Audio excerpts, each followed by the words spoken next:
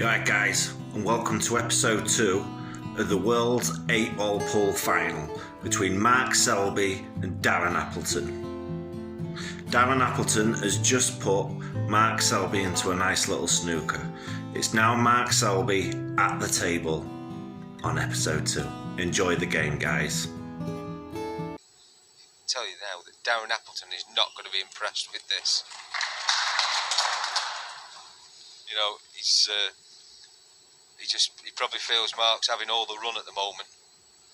And well, I think he would have been quite happy because, you know, it wasn't touching ball, he just tapped him behind it, so he's going to force Mark Selby to try and get out the snooker, and there's a fair chance he's going to extract 2 shots if he does that.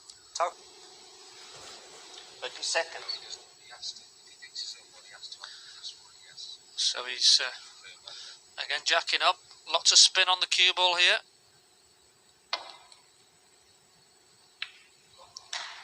A good effort. That's a great effort, but I think he's just opened the frame up for Darren. Darren's extracted that mistake. Well, we said a few moments ago that it didn't matter that Darren didn't cover the bottom left-hand corner. He wished he had now, because I think that yellow passes and the yellow's now coming to that area. Can you not see Darren finishing these from here then, Lee? I think he will. Well, I think he's going to have a go, but you always like that little bit of security and knowing that, you know, if you fall out of position, you've got a goalkeeper in your way.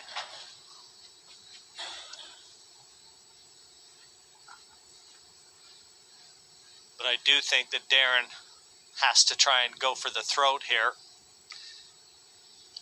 No. 3-1, the current score line. And he has been outplayed in just about every department. If he can get back to 3-2, I think the scoreline would flatter him. Yeah, and Darren will just be eager to try and get back to level and regroup. It's early stages in this final. There's a long way to go.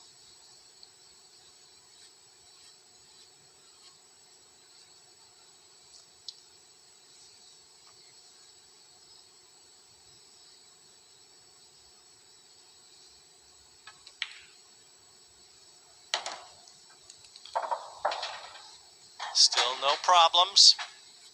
He's kept that cue ball under wraps.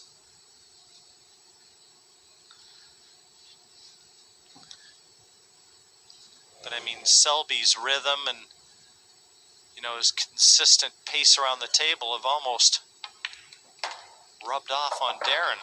Darren's normally a lot quicker, isn't he? Yeah, I think he's very, very deliberate in everything he's doing at the moment. He's not fluent.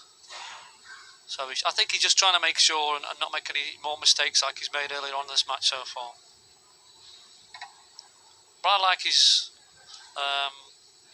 composure around the table at the moment. He's looking focused. I fully expect him to take this finish out.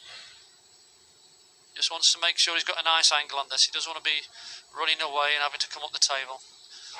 He needs to play this positively and bring the cue ball back behind, well, back to what it is roughly.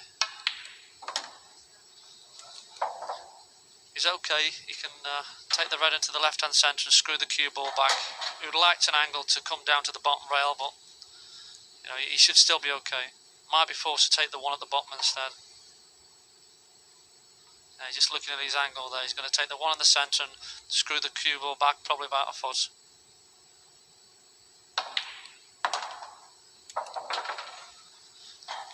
Now the problem is a yellow ball. He needs to negotiate that yellow out of the way.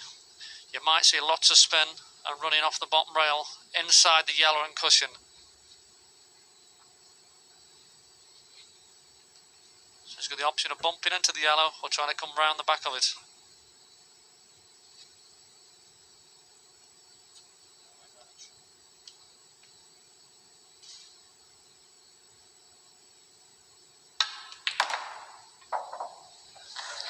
He must go into that left centre. Very nice control, and into the side for a 3-2 score line. Appleton pulls one back. Always looked like it was going to be a close match, and it's brewing up that way. Sets off the break, and frame number 6 finally sees a ball down. But red ball spotted. Look where the white is finished. Well, they'll be hoping that all the yellows are in the open. And they look pretty good. He can't go the red balls. He's forced to go to the yellows, and he has got an easy start in the top right hand corner. Yellow ball's nominated. And yellows he's nominated. It is a nice out for him here. There's no reason why he shouldn't finish this. Yellow ball's in play. Just ran into that yellow there. Just moved, he's nudged it over a little bit towards the other, so he's leaving less space, Lee, for his work. But he is perfect, Sean, though, because he can just stop the cue ball after every shot here. Possibly draw back a little bit.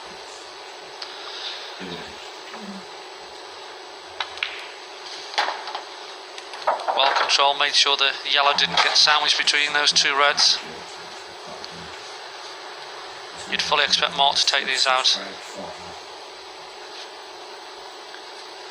You can always tell when a player's in the zone because their habits are the same, their shot routine identical,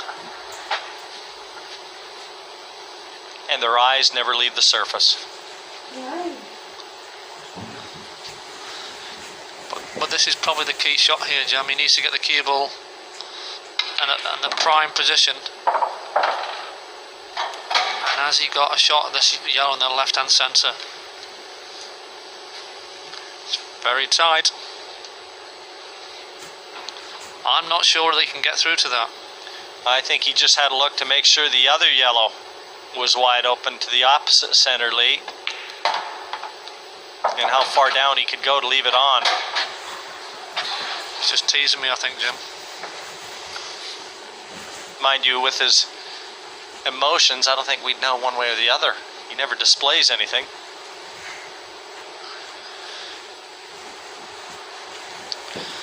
And I'm sure that he probably plays poker as well. I wouldn't like to be playing him. You're no kidding.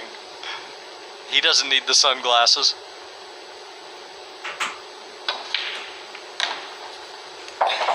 But his first pool final, and the way he plays, he's going to see plenty more. And look at the control of that cue ball. Nice and tight up against that 8 to leave it at his mercy. 8 down, 4-2 confirmed here in Blackpool. Selby dictating the pace.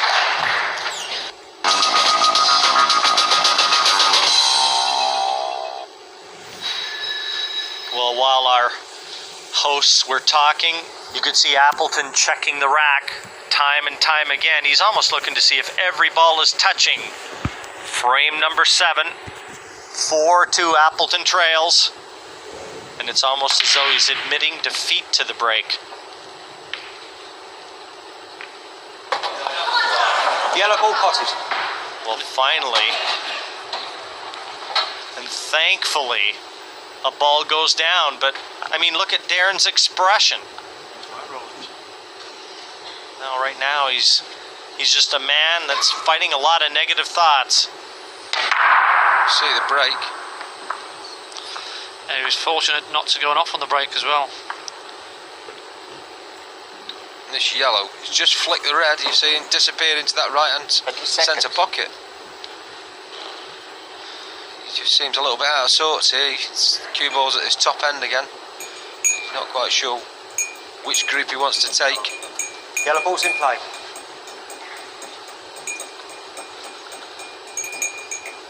He's chosen yellows, but he's got a couple of awkward yellows at the bottom left-hand corner. And where's the cue ball? And has he knocked the red in? He has. Foul. He's given 2 visits. 2 visits. Red ball's in play. Well, Poor control of the cue ball. Yeah, it was careless. You can see the cue ball was heading towards that area. It was either going to go straight and off or knock a red into the pocket. Just looking at his tip, but I don't think it was anything to do with his tip. I think it was just a misjudgment. I think he's overcut it. You can see it just sneaked in off the far jaw. That's why there was so much power on it.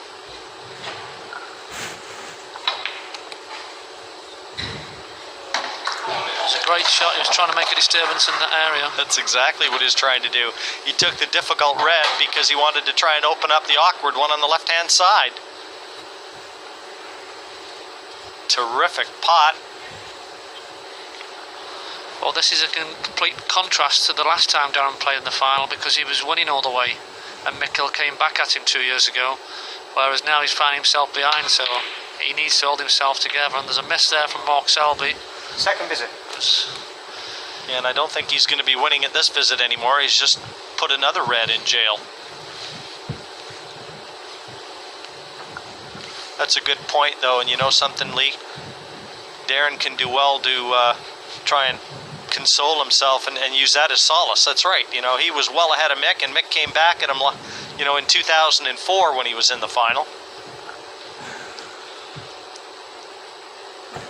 Yeah, you have to fight all the way because it's a race to 11, not to 5. Great effort from Selby there. Rather unlucky that he hasn't bumped this red into the open, and that's assuming that red that he was just looking at isn't available. Yeah, I think he was just having a quick look there to see if that red would maybe go off the yellow, where there's the red and the yellow tucked together.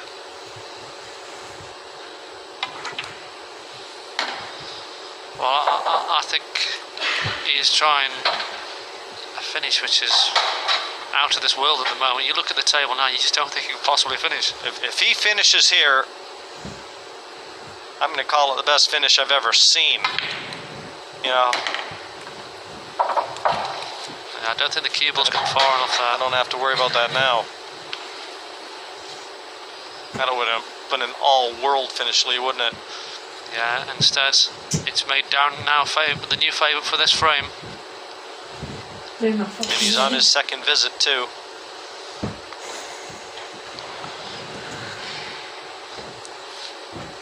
So that he can probably only play the red nearest the yellow on the left-hand side rail. It looks like he's snookered on the other one, and as soon as he does move that, it opens the frame up.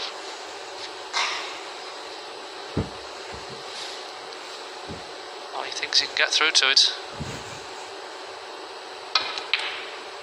No, he has played the one I said, but he's put it safe again. So Darren now needs to make a good visit to the table and take control of this frame.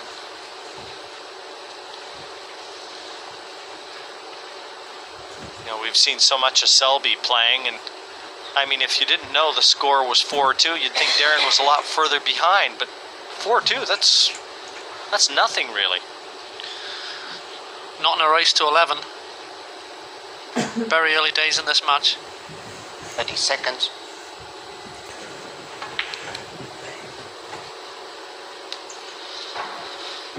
Oh, that's a strange shot by Darren. I can't really understand the benefit of that shot. He's just letting Mark roll his red down towards that pocket. 30 seconds. Matter of fact, so much so he didn't even attempt it. Yeah, and he's played a good shot there, but that's all down to Darren's lack of thought, really. He was always going to leave that shot on. He was always going to leave something for Mark to do. You never really want that in a match. I think he's only left Darren with that one yellow perhaps that's closest to him, and if he moves that out of the way, he's potentially handing Mark a chance, although the red that the cue ball's closest to doesn't pass into the left hand corner pocket. We've already seen that. Yeah, if that red doesn't pass, it's a real big bonus for Darren, because he can bring this yellow out knowing that he's got a little bit more time. If it does pass, he's played a terrible shot. It mustn't pass. No. Mustn't pass into the left-hand corner, so he's pretty sure we saw in a previous overhead shot, Lee, when Mark played the attempted snooker. And what he's going to do now is trying to hide the cue ball, is he? Behind those two, he is. Don't think he's made it. I think he's opened the gap up between the black and the red. Yeah, and Darren can see, and I think he's giving him a chance here. Well, I think Darren's going to take control with this shot. Have a good think where he leaves the cue ball so he can wrestle some initiative in this frame.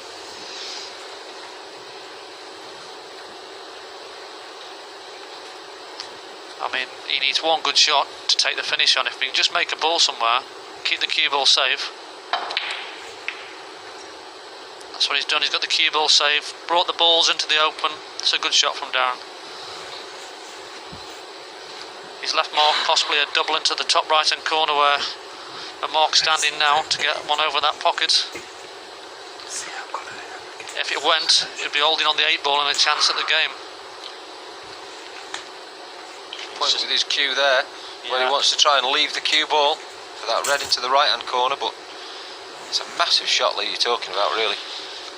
I was just about to, sorry, Lee, I was just about to ask Sean that, you know, I mean, to attack from this position.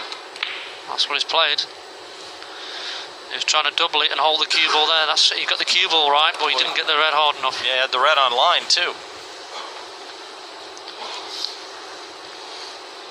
Surely we'll see Darren go game here. I mean, he has got the security of the 8-ball blocking the red into the pocket where he's got his hand. So one good yellow. And I think there was a little bit of movement on that.